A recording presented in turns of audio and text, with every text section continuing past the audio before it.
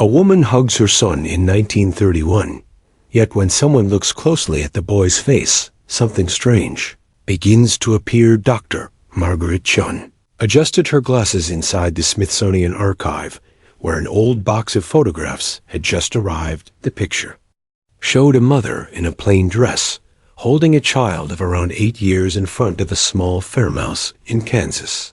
The horizon behind them stretched flat, while an old wooden fence cut through the land. At first, the picture looked ordinary, like countless other Depression-era family memories. Mother's shoes were worn. The boy's clothing was patched. Everything about the frame whispered poverty, hardship, and survival. Yet something in the photograph caught Margaret's attention. The mother's expression radiated warmth and tenderness. She looked at her boy with the natural love of a parent holding something precious. Her arms closed tightly around him in a protective embrace. But the boy was different. Margaret leaned closer, holding her breath. The child's eyes fixed straight ahead with an intensity that did not fit his age. His small hands hung stiff against his sides, as though frozen in discomfort.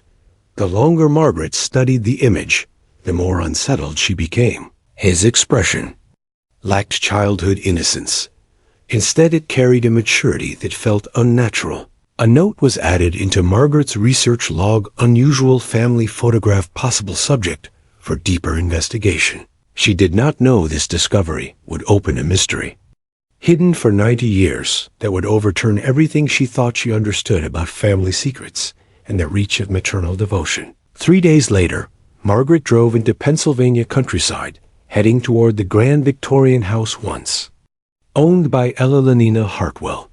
The elderly woman had died at 97, leaving behind an estate full of artifacts, furniture, and family archives. Eleanor's great-niece Sarah Morrison welcomed Margaret at the door. Sarah appeared in her 40s, with gentle eyes and strands of gray in her brown hair tied back in a simple ponytail. She worked as a librarian in Philadelphia, but had come to this quiet town to settle her aunt's possessions. "I am glad the Smithsonian is interested," Sarah said, guiding Margaret through wide hallways filled with portraits. The house felt frozen in time. Each room displayed carefully preserved objects and old frames. Many of the photographs bore Eleanor's handwriting, neat and deliberate. She never married and never had children, Sarah explained, but she poured her life into protecting family history. She used to say pictures revealed truths that many wanted to hide. They entered Eleanor's study, where shelves stretched to the ceiling filled with journals and albums. A heavy oak desk carried magnifying glasses, papers, and scattered notes. Sarah handed Margaret a leather-bound journal. "This contains my aunt's reflections on the picture you mentioned." Margaret turned the pages, reading lines of dates, observations, and troubling questions. One note froze her attention: the boy in mother's arms. Why do his eyes look filled with shadows? What truth about Thomas have we missed? Margaret lifted her eyes. Who was Thomas? Sarah hesitated before speaking. That is the puzzle. No one is certain. Some said Thomas was Ruth Hartwell's son, who died of influenza. Others believed he was only a foster child. A few insisted he never existed at all. The more Sarah spoke, the more the story turned unsettling. Margaret studied again, the photograph now laid across the desk. The boy's face appeared unnatural. His gaze felt too knowing, too sharp. What did Eleanor believe? Margaret asked. Sarah retrieved another envelope containing a second photograph taken later in 1931. It showed Ruth Hartwell again, but this time she stood alone in front of the farmhouse, her hands clasped together. Her posture tired, her face shadowed by sadness, and on the back, written in fading ink, read, "After Thomas left us, May God forgive what we allowed to happen." Margaret felt her skin tighten. Left, but family tales insisted he died. Sarah answered, "Exactly." That contradiction made my aunt restless for years. She was certain a secret was buried. Eleanor kept searching until she uncovered a third photograph hidden behind a mirror frame. This one was dated 2 weeks before the mother and son image. In it, Ruth appeared with a different boy. The child had light hair, a gentle smile, and an undeniable resemblance to Ruth. That was James, Sarah said softly, Ruth's actual son. He died of pneumonia early in 1931. Margaret placed the photographs side by side. The difference unsettled her. Ruth appeared with one boy, then weeks later with another. How could this be? She carried the photographs back to Washington and sought help from her colleague Dr. James Patterson, an expert in historical photography. James placed the images under powerful magnification. His analysis confirmed that the paper and chemicals matched 1931 standards, yet something about the first photograph appeared altered.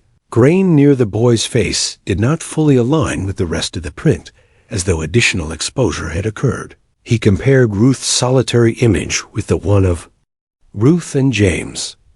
Both appeared natural, consistent. Yet when James overlaid them, details emerged that stunned Margaret. The same tear in Ruth's dress, the same scuff on her shoe, the same shadow length across the fence. He leaned back. These were not taken months apart. These were captured within hours, maybe minutes. Margaret felt a jolt of fear. The timeline family members remembered did not exist.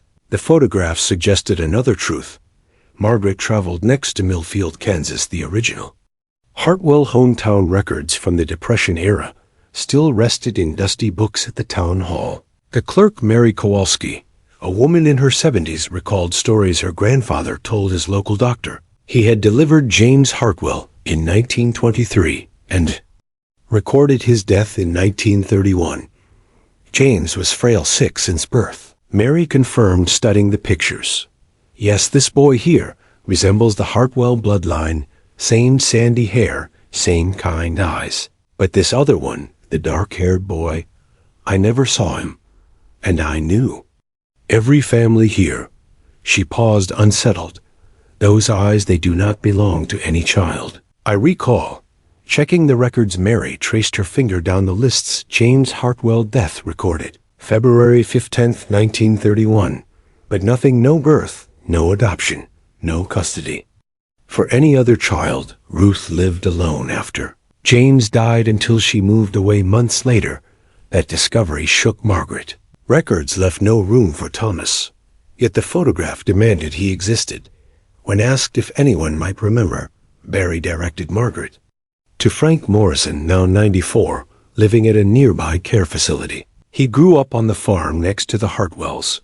Frank's reaction was immediate when shown the photograph. He trembled, whispering, "Dear God, I never thought I would see that child's face again." Margaret leaned closer. "You knew him?" Frank nodded slowly. "Ruth called him Thomas, but I doubt that was his real name.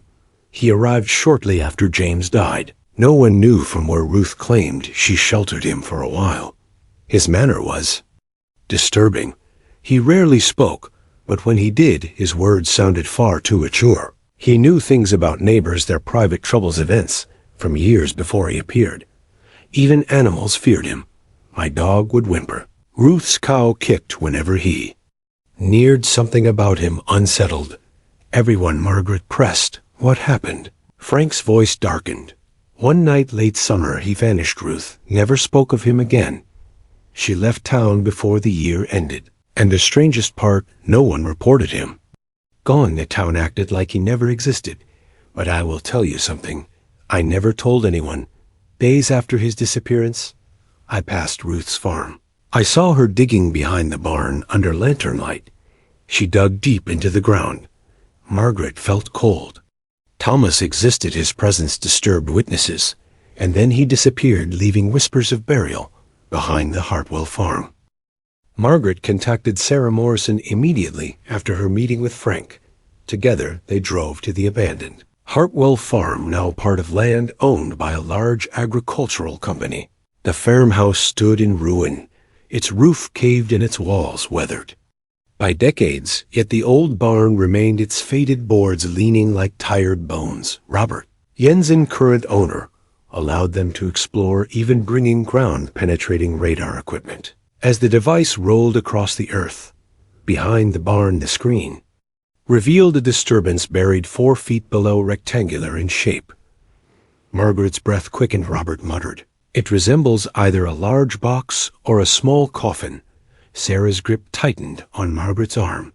The sheriff was called, and within hours law officers and a forensic team surrounded the site.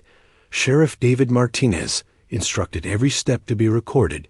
Dr. Linda Chun, forensic anthropologist, supervised the excavation. Soil was brushed carefully until a crude wooden box appeared. Built with uneven joints, as though crafted in panic, the latch remained intact. After photographs and documentation, the box was opened. Inside, wrapped in faded cloth, lay the skeleton of a small body. The coroner leaned closer, her brow furrowed. "These bones are not consistent with a normal child. The skull structure indicates abnormal growth. The teeth belong to an adult, though the frame is child-sized." Margaret felt a chill. Sarah whispered, "What are we seeing?" The forensic team worked carefully. Examining bone density and shape, they suggested the remains belonged to someone whose body aged at an unnatural rate while still holding the size of youth. Margaret called Dr. James Patterson, who had continued research into rare medical records. His voice carried urgency. Margaret the first discovered a case from 1930. A child named Timothy Walsh vanished from a Nebraska institution. He suffered from a disorder called progeria, a condition that caused rapid aging physically while leaving the body. "Small, this might explain everything," Margaret asked. "What kind of behavior did Timothy display?" James explained. "The records describe him as disturbingly mature for his age. He manipulated emotions, knew private details, and unsettled those around him. People who saw him often believed he carried supernatural qualities because medicine at that time had no explanation." Margaret realized the truth. Ruth Hartwell had taken in a boy afflicted with a tragic rare condition to her neighbors. His knowledge and appearance seemed unnatural, but in reality he suffered from an illness few could comprehend. In fear and grief, Ruth sheltered him. When he died, she buried him quietly, terrified that authorities would misunderstand and accuse her. Margaret shared the revelation with Sarah, who listened in silence before whispering, "So Thomas was Timothy Walsh, a sick child whose body betrayed him." Ruth tried to protect him, but could never reveal the truth. Weeks later, forensic results confirmed the hypothesis. The skeleton matched a 10-year-old child with adult-like dental structure. DNA samples linked him to the Walsh family. The boy had indeed been. Timothy Reburial was arranged in Millfield Cemetery with consent of both Hartwell and Walsh descendants. A headstone was placed with simple words, "Timothy Walsh, 192-01931. A child who endured too much, finally at rest." Margaret stood beside Sarah as the grave was sealed. She reflected on how a single photograph, once filled with dread, had transformed into a story of sacrifice, compassion, and human misunderstanding. Ruth Hartwell had seen beyond appearance. She had given comfort to a child rejected by others. She had carried a heavy secret for her entire life, choosing silence over scandal because society would never understand. In her study, Margaret preserved the photograph, placing it in archival protection. It would now be displayed with the full truth, not as a supernatural mystery, but as evidence of human kindness faced with fear. Boy's expression, once unsettling, now appeared different. His eyes no longer radiated menace, but sorrow. His rigid stance no longer suggested danger, but suffering. In truth, he was not a phantom nor a cursed being. He was a boy whose body aged unnaturally, fast, whose mind carried wisdom no one expected, whose presence frightened those unable to grasp his reality. Ruth did not abandon him. She held him, she comforted him. She buried him with dignity when his illness took his life. Margaret realized that behind every unexplained story often lies a human truth hidden by fear, ignorance, and silence. The echo of lantern light behind the barn was no longer an image of horror, but of a grieving woman giving a final act of love. The mystery had ended, but its lesson remained. Sometimes what feels unnatural is simply what we have yet to understand.